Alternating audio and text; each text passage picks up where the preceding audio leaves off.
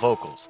There's all kinds of ways to process them, but here's 3 fundamental steps that you can take that'll make any vocal recording sound better. Let's check out the vocal. Time is slipping. My mind is glitching. Definitely muddy.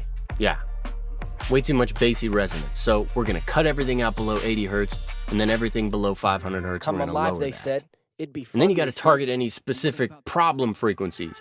250 hertz tends to sound really boxy, so we'll notch that thing out and clean this up. It'd be fun, Also, they we can said. give it some life around, I don't know, 2000 hertz. Come alive, they Just to said. brighten it. It'd be fun, they Next, said. we gotta control the plosives, all the S's and the T's that make it sound really harsh. This is an amazing free VST that you can download called Nova. It's a multi-band compressor, so it will only activate on those certain frequencies, thus smoothing things out and making it sound a lot nicer to the ears.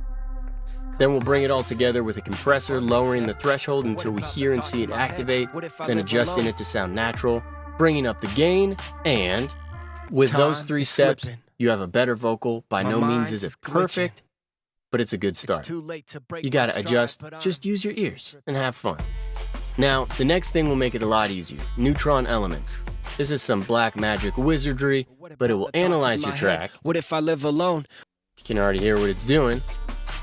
Then it looks like it cut out some of the low end, boosted the highs, it adds a compressor, and then at the end it adds a saturator. They call it an exciter, which gives it some high-end crunch and clarity and flavor. But whatever you do, just continue to have fun, experiment, and sing your hearts out.